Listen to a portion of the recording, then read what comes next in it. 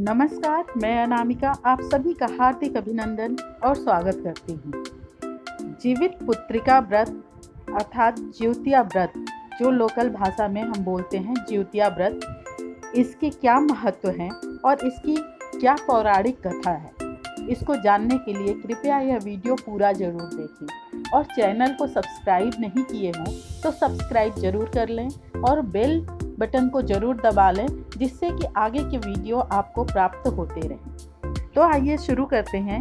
ज्योतिया व्रत का क्या विधान है, क्या खास बातें हैं इसकी और इसकी क्या पौराणिक कथा है।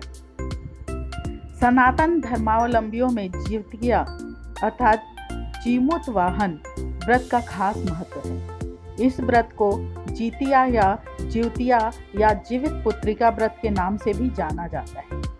अश्विन कृष्ण पक्ष की अष्टमी तिथि को जीवित पुत्रिका व्रत का बड़ा महात्म्य है। इस दिन वंश वृद्धि व संतान की लंबी आयु के लिए महिलाएं यह व्रत रखती हैं। इस दिन गोबर मिट्टी की प्रतिमा बनाकर कुश के जीमूत वाहन व मिट्टी गोबर से सियारिन व चुल्होरिन की प्रतिमा बनाकर व्रती महिलाएं ज्योतिया पूजा करेंगी। फल फूल और नैवेद्य चढ़ाए जाएंगे।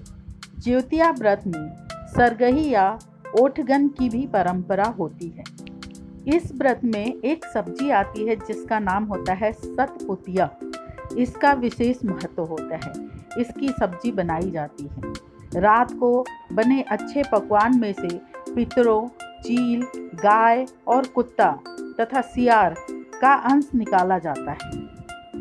सरगी में मिष्ठान आदि भी होते हैं। इस व्रत की कथा क्या है, इसे जानते हैं। इस व्रत की कथा महाभारत काल से जुड़ी हुई है। कहा जाता है कि महाभारत के युद्ध के बाद अश्वत्थामा अपने पिता की मृत्यु की वजह से क्रोध में था।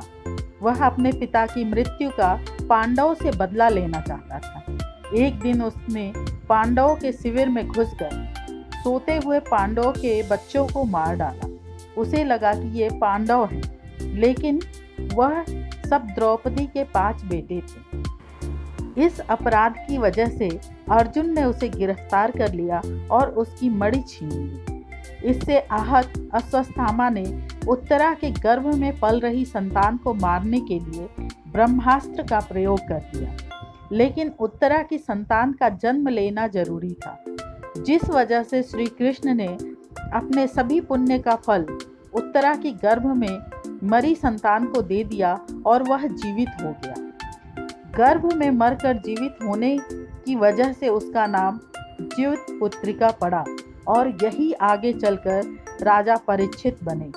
तब से ही इस व्रत को रखा जाता है। इस व्रत में सूर्योदय से पहले मीठा भोजन किया जाता है। इस व्रत में माताएं जीवित पुत्रिका की पूजा पुत्रों की लंबी आयु के लिए करती हैं।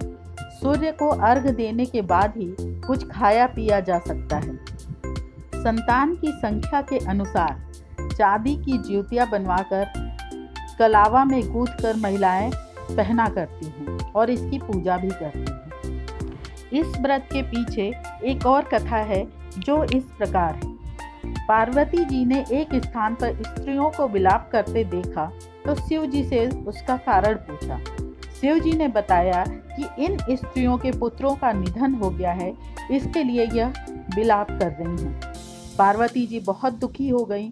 उन्होंने कहा, हे नाथ, एक माता के लिए इससे अधिक हृदय विदारक बात क्या हो सकती है कि उसके सामने उसका पुत्र मर जाए। इससे मुक्ति का कोई तो मार्ग हो, वह बताइए।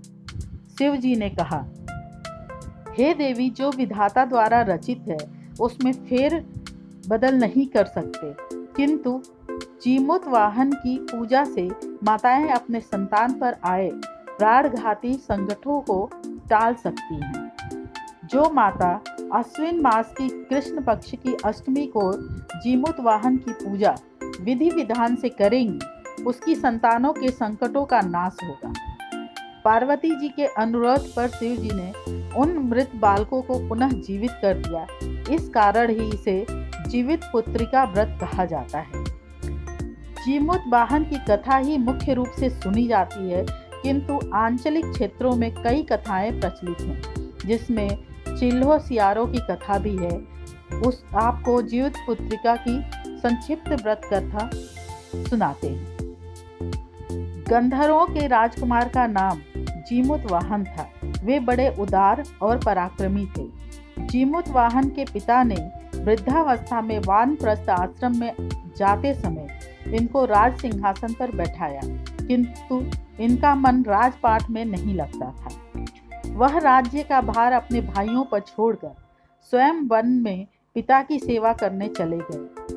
वन में ही जीमूतवाहन को मलयवती नामक राजकन्या से भेंट हुई और दोनों में प्रेम हो गया। एक दिन जब वन में भ्रमण करते हुए जीमूतवाहन काफी आगे चले गए, तब उन्हें एक वृद्धा विलाप करते हुए दिखी।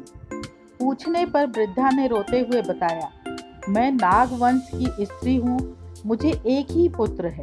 पंछीराज गरुड़ ने कोप से मुक्ति दिलाने के लिए नागों ने यह व्यवस्था की है कि वे गरुड़ को प्रतिदिन भक्षण हेतु एक युवा नाग सौंपेंगे। आज मेरे पुत्र शंखचूड़ की बलि का दिन है।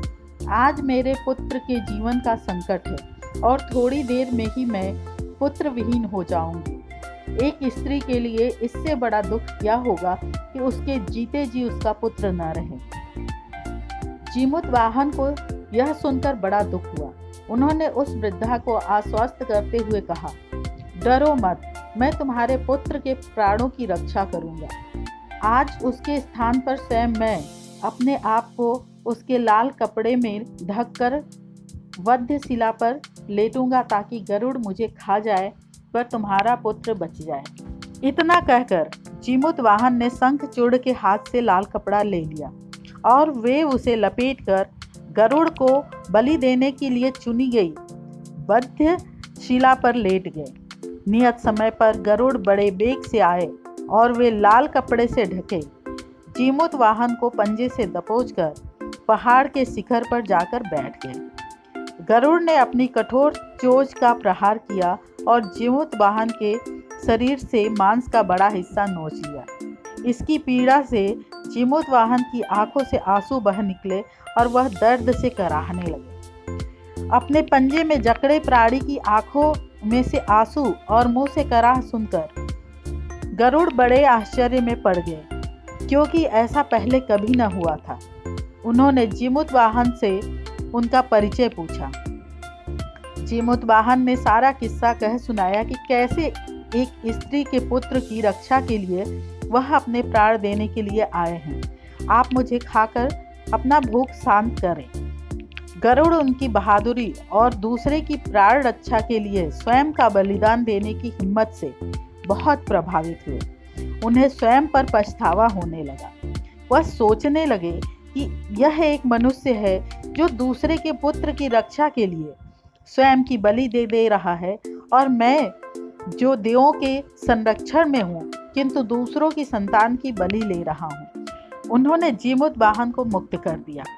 गरुड़ ने कहा, हे उत्तम मनुष्य, मैं तुम्हारी भावना और त्याग से बहुत प्रसन्न हूँ। मैंने तुम्हारे शरीर पर जो घाव किए हैं उसे ठीक कर देता हूँ। तुम अपनी प्रसन्नता के लिए मुझसे कोई वरदान मांग लो। राजा जीमूतवाहन ने कहा, हे पंछीराज, आप तो सर्वसमर्थ हैं। यदि आप प्रसन्न हैं और वरदान देना चाहते हैं तो आप सांपों को अपना आहार बनाना छोड़ दें। आपने अब तक जितने भी प्राण लिए हैं उन्हें जीवन प्रदान करें। गरुड़ ने सबको जीवन दान दे दिया तथा नागों की बलि न लेने का वरदान भी दिया। इस प्रकार जीमूतवाहन के साहस से नाग जाति की रक्षा हुई। गरुड़ ने कहा, तुम्हारी जैसी इच्छा वैसा ही होगा। हे राजा, जो स्त्री तुम्हारे इस बलिदान की कथा सुनेगी और विधि पूर्वक व्रत का पालन करेगी, उसकी संतान मृत्यु के मुख से भी निकल आएगी। तब से ही पुत्र की रक्षा हेतु जीमूतवाहन की पूजा की प्रथा शुरू हुई। यह कथा कैलाश पर्वत पर भगवान शंकर ने माता पार्वती को सुनाई थी।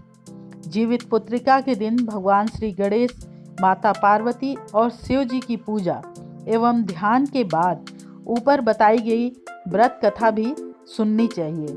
इसकी पूजा शिव जी को प्रिय प्रदोष काल में करनी चाहिए। व्रत का पारण दूसरे दिन अष्टमी तिथि की समाप्ति के पश्चात किया जाता है। एक और कथा इसी के साथ साथ प्रचलित है, जीवित पुत्रिका व्रत में चिल्हो सियारों की कथा। एक वन में सेमर के पेड़ के नीचे एक चील रहती थी।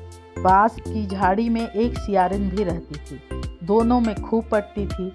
चिल्हो जो कुछ भी खाने को लेकर आती, उसमें से सियारिन के लिए जरूर हिस्सा रखती। सियारिन भी चिल्हो को ऐसा ही ध्यान रखती। इस तरह दोनों में जीवन आनंद से कट रहे थे। एक बार वन के पास गांव में औरतें जिउतिया की पूजा की तैयारी कर रही थी। चिल्हो ने उन्हें बड़े ध्यान से देखा और अपनी सखी सियारों को भी बताया। सियारों और चिल्हो ने जिउतिया का व्रत रखा। बड़ी निष्ठा और लगन से दिन भर दोनों भूखे प्यासे मंगल कामना व्रत में रहीं, मगर रात होते ही सियारिन को भूख प्यास सताने लगी। जब बर्दाश्त न हुआ तो जंगल में जाकर उसने मांस और हड्डी पेट भर कर खाया। चिल्हो ने हड्डी चबाने के कड़कड़ की आवाज़ सुनी तो पूछा कि यह कैसी आवाज़ है। सियारिन ने कहा, बहन, भूख के मारे पेट गुड़गुड़ा रहा है, यह उसी की आवाज़ है। मगर चिल्हो को पता चल गया। उसने सियारिन को खूब लताड़ा कि जब व्रत नहीं हो सकता तो संकल्प क्यों लिया था। सियारिन लजा गई, पर व्रत भंग हो चुका था। चिल्हो रात भर भूखे प्यासे रहकर व्रत पूरा की। अगले जन्म में दोनों मनुष्य रूप में राजकुमारी बनकर सगी बहनें हुई। सियारिन बड़ी बहन और उसकी शादी एक राजकुमार से हुई। चिल्हो छोटी बहन हुई, उसकी शादी उसी राज्य के मंत्री पुत्र से हुई। बाद में दोनों राजा और मंत्री बने। सियारिन रानी के जो भी बच्चे होते वे मर जाते, जबकि चिल्हो के बच्चे स्वस्थ और हट्टे कट्टे रहते। उससे उसे जलन होती। उसने कभी उनका सर कटवाकर डब्बे में बंद करा दिया, पर वह शीश मिठाई बन जाती और बच्चों का बाल तक बाका न होता। बार बार उसने अपनी बहन के बच्चों और उसके पति को मारने का प्रयास भी किया, पर सफलता न हुई। आखिरकार दया योग से उसे भूल का आभास हुआ। उसने क्षमा मांगी और बहन के बताए पर जीवित पुत्रिका व्रत विधान के साथ किया तो उसे पुत्र भी जीवित रहे और उसे पुत्र की प्राप्ति भी हुई। इसी के साथ मैं अपनी वाणी को विराम देती हूँ। जय सनातन, जय भारत, धर्मो रक्षति रक्षितः।